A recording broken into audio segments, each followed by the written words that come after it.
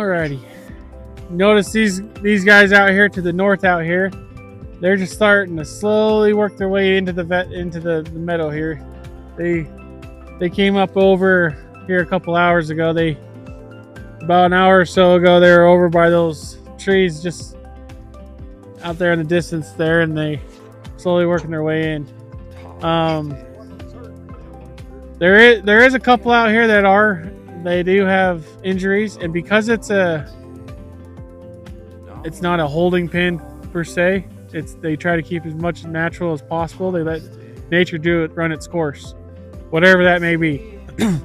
But yes, there are a few out here that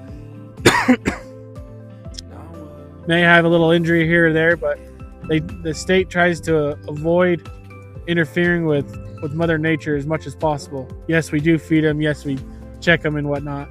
But as far as everything else, that's it. They come and go as they please. We have anywhere from about 400 to 800 head of elk that come through here.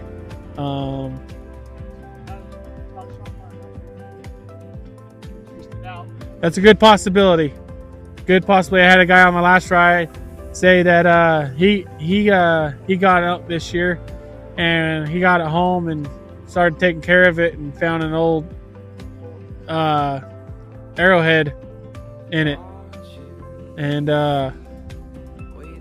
so that's very much the possibilities. Yeah. So now I'm trying to find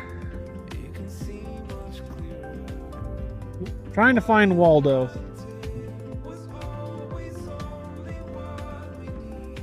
I'm not. He must have meandered. There's a sheep out here. His name's Waldo. Yep, he got separated from his herd a couple years ago, and he doesn't have any tags on, and he still got his tail, and he thinks he's part of the herd. So as the elk come, he comes. As the elk leave, he leaves, and he comes back every year with them. He just thinks that's what he's part of them. He's just white. That's why he's Waldo, because sometimes he blends in. But do you have a way to treat like that one who's injured? No. You leave him like that. We leave them. We want to, as wild as they can be, we try to leave them. Let Mother Nature do its course.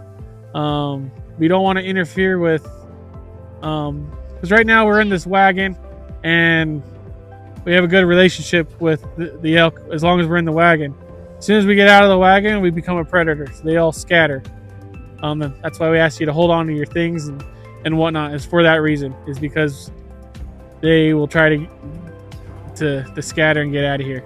And we don't like that. We don't want that. And so because of that, we try to leave it as close to natural as we can.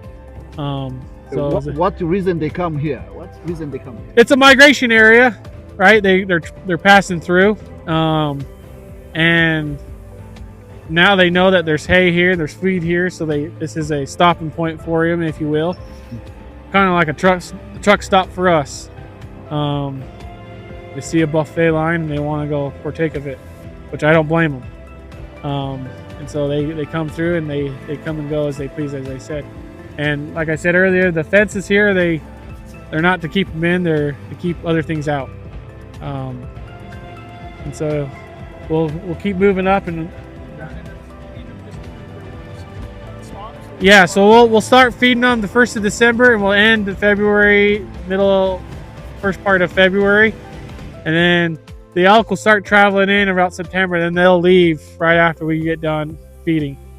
Like if we were to stop today, a lot of these elk would just pass through, and that's what their whole goal of this whole thing is just to help them out, keep them out of the valley, and whatnot. But we'll continue on our way, and there's a bull up here. Hopefully he's still here. That has a messed up antler. What's that? The very beginning? We'll go see if we can see them again. How often do you feed them per day? We feed them once a day. Once a day. They'll eat about 8 to 10 pounds a day. During the feeding season, they'll probably go through 200 to 300 tons of hay that we'll feed during this feeding season. No pizza or French fries? No pizza or French fries. That sounds really good right now, though. All right, here we go. Everyone take a seat and away we go. Boys. Duck.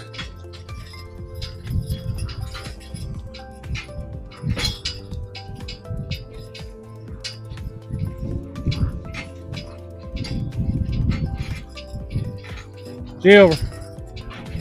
G over.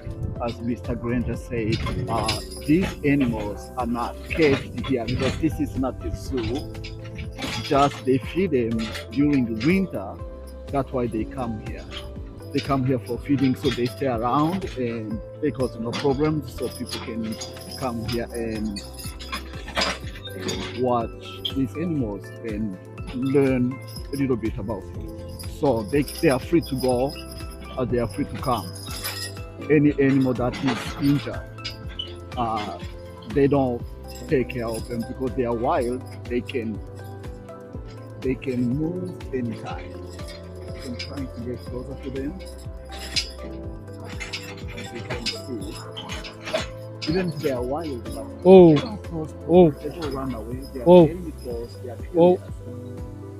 This bull right over here that you guys just saw his head stick up. He's eating in the midst of all those ladies over there. He just came in a day or two ago. But he's pretty good size one for what we got here going on right now. No, we got a couple that peeked their heads up over the ridge over there yesterday, and then they said not today. They all turned around and went the other direction.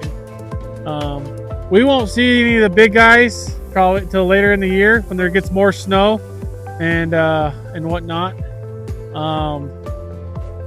And as that time comes, then we saw a couple coming over there yesterday, and then a couple weeks ago we saw there's quite a few that hang out in that saddle over there. Now, as you guys pay attention to the antlers on these elk, the darker they are, that tells you how long or how deep into the trees and the pines that they are, because of all the sap and what that gets down on their antlers. Will indicate to you how long they've really been deep in the hearts of the trees